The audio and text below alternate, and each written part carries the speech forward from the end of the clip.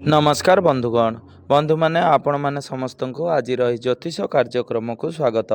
आज ज्योतिष कार्यक्रमटी सिंह राशि व्यक्ति विशेष मानक पई बहुत गुरुत्वपूर्ण अटे, बहुत ही खास अटे। कारण यही धनु संक्रांति परठारु आपण मानकर जीवन रे एक बड़ परिवर्तन हेबा पई जाउअछि। आपणकर जीवन रे चालुथिबा अनेक गुड़िए समस्यार अंत हेबा पई जाउअछि।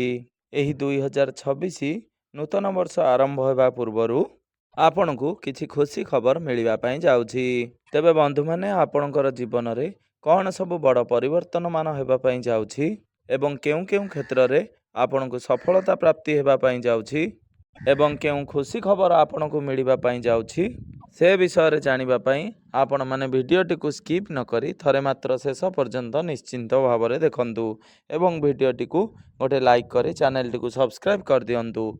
आपण मानकर जदि सिंह राशि होइथाय तेबे भिडियोटी को संपूर्ण भाव में शेष पर्यंत निश्चिंत भाव में देखंतु एवं आपण माने जदि सच्चा हृदय रे ईश्वर को भक्ति करुथांती विश्वास करुथांती तेबे भक्ति एवं श्रद्धार सहित कमेंट बॉक्स रे जय माँ लक्ष्मी जय श्री जगन्नाथ अवश्य लिखि दियंतु। तेबे बंधु माने आसंतु आरंभ करिबा आजिर ଏହି कार्यक्रमटी को जहाँकि जन्म राशि एवं चंद्र राशि उपरे संपूर्ण आधारित अटे। तो बंधु माने सिंह राशि राश्याधिपति हेउचंती सूर्य। धनु संक्रांति को सूर्य आपणकर चतुर्थ भावरु बाहरी पंचम भाव में प्रवेश करिवे। अन्य किछि ग्रह मध्य निजर राशि परिवर्तन करिवे जहाँ आपणक जीवन रे एक बड़ परिवर्तन आनिब। तेबे धनु संक्रांति परठारु शनिंकर दृष्टि सूर्यंक उपरे रहिब। तो सूर्यंकर स्थिति जेहेतु आपणक कुंडली रे भल रहुछि तेबे आपणकर स्वास्थ्य बहुत ही भल रहिब। आपणकर इम्यूनिटी सिस्टम स्ट्रंग रहिब। जेहेतु शनिंकर दृष्टि सूर्यंक उपरे रहुछि तो आपण जदि केउ आडे बाहर को ट्राभेल ले जाउछंती सेतेबेले आपण आपणकर स्वास्थ्य प्रति विशेष ध्यान रखिबे एवं थंडा काश एलर्जी इन्फेक्शन भली किछिटा समस्या आपणकर देखादेब। तो जेतेबेले आपण केउ आडे बाहर को बुलाबुली करबा को जाउछंती सेतेबेले आपण को विशेष करी ए सबुथिरे ध्यान रखिबार अछि नचेत इम्यूनिटी सिस्टम आपणकर स्ट्रंग रहिब। सूर्यंक व्यतीत अन्य प्रमुख ग्रह मानकर स्थिति मध्य बहुत भल रहुछि तो स्वास्थ्य आपणकर बहुत भल रहिब। पूर्वरु आपणकर जो स्वास्थ्यगत समस्या रहितिला ताहा मध्य दूर होइजिब। आपण आपणकर स्वास्थ्य रे सुधार देखिबा को पाइबे। विद्यार्थी मानक पई मध्य एही धनु संक्रांति परठारु समय बहुत भल रहिब कारण सूर्य आपणकर पंचम भाव में गोचर करिवे। तो विद्यार्थी मानक मध्य रे कॉन्फिडेंस लेवल बढ़िब। आपणक मध्य रे आत्मविश्वास बढ़िब। आपणकर पाठ पढ़ा प्रति आग्रह बढ़िब। एही धनु संक्रांति परे जदि आपणकर कौनसी एग्जाम अछि विशेष करी डिफेन्स लाइन रे आपणकर जदि किछि एग्जाम रहिछि किंबा गवर्नमेंट रिलेटेड किछि भी एग्जाम रहिछि तो सेथिरे आपणको अधिक सफलता प्राप्ति हेब। कारण एही धनु संक्रांति परठारु मंगल मध्य आपणकर प्रथम भाव में गोचर करिवे। तो डिफेन्स लाइन रे जदि आपण किछि एग्जाम देउछंती तो सेथिरे आपणको सफलता प्राप्ति हेब एवं सूर्य जेहेतु आपणकर पंचम भाव में गोचर करुछंती एवं सूर्य हेउचंती सरकारी कारक ग्रह तो आपण को सरकारी स्तर लाभ प्राप्ति हेब। तेणु एही धनु संक्रांति परे जदि आपणकर पाठपढ़ा रिलेटेड किछि भी कार्य रहिछि बा किछि भी स्टेप नेबा पई चाहुचंती निष्पत्ति नेबा को चाहुचंती किछि एडमिशन करबा को चाहुचंती किंबा फॉर्म फिलअप करबा को चाहुचंती तो आपण ताहा निर्धकरे करि परिबे। आपणकर प्रेम जीवन पाई मध्य एही धनु संक्रांति परठारु समय बहुत भल रहिब। पूर्वरु जदि आपणकर कथावार्ता बंद हो जाइथिला आपणक मध्यरे कोनोसी मिसअंडरस्टैंडिंग होइथिला मिसकम्युनिकेशन थिला तो सेथिरे आपण निश्चिंत भाव में सुधार देखिबा को पाइबे। आपणक मध्यरे जदि ब्रेकअप हो जाइथिला तेबे पुणी थरे आपणक भितरे सब किछि ठीक होई जिवो। आपणकर पार्टनरकर जदि किछि भूल थिला से निजर भूल को रियलाइज करिवे। जदि आपणकर किछि भूल थिला तेबे आपण मध्य आपणकर भूल को स्वीकार करिवे। आपण निजे केबे भी चाहिबे नाही आपणकर प्रेम जीवन रे केबे भी कलह सृष्टि हेउ कारण जेउ गृह रे निजे ही बृहस्पति गोचर करिवे ତ ବ୍ୟକ୍ତିର ଜ୍ଞାନ ବଢ଼ିଥାଏ ଏବଂ ମ୍ୟାଚୁରିଟି ଲେଭୁଲ୍ ବଢ଼ିଥାଏ। ତ ଆପଣ ଆପଣଙ୍କର ଭୁଲକୁ ବୁଝିପାରିବେ। ଆପଣଙ୍କର ପାର୍ଟନର ମଧ୍ୟ ତାଙ୍କର ଭୁଲକୁ ବୁଝିପାରିବେ।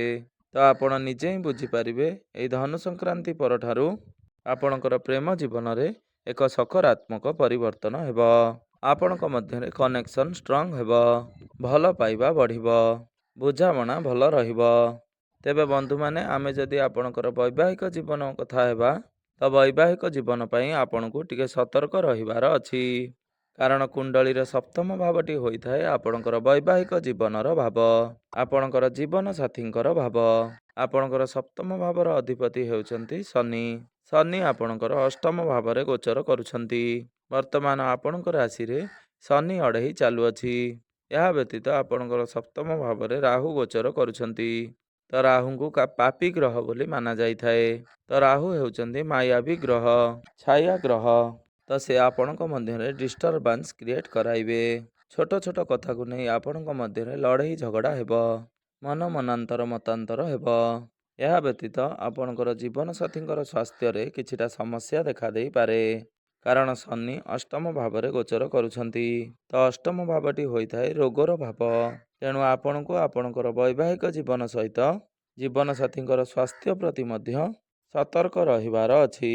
ଆପଣ ଯେତେ ପାରିବେ ନିଜ ଭିତରେ ଧୈର୍ଯ୍ୟ ରଖନ୍ତୁ, ନିଜକୁ ଶାନ୍ତ ରଖିବା ପାଇଁ ଚେଷ୍ଟା କରନ୍ତୁ। ଯଦି ସେପରି କିଛି କଥା ଆପଣଙ୍କ ମଧ୍ୟରେ ଉଠୁଛି, ତ ଶାନ୍ତ ଭାବରେ ତାହାକୁ ସମାଧାନ କରିବା ପାଇଁ ଚେଷ୍ଟା କରନ୍ତୁ। ନଚେତ ଆପଣଙ୍କ ମଧ୍ୟରେ ଏହି ଛୋଟ ଛୋଟ କଥାକୁ ନେଇ କଳି ଝଗଡ଼ା ସୃଷ୍ଟି ହୋଇପାରେ। ତ ଏହି ଧନୁ ସଂକ୍ରାନ୍ତି ପରଠାରୁ ଆପଣଙ୍କର ଭାଗ୍ୟ କିନ୍ତୁ ପ୍ରବଳ ହେବାକୁ ଯାଉଅଛି। କାରଣ ଆପଣଙ୍କର ଭାଗ୍ୟ ଭାବର ଅଧିପତି ମଙ୍ଗଳ ଆପଣଙ୍କର ପ୍ରଥମ ଭାବରେ ଗୋଚର କରିବେ।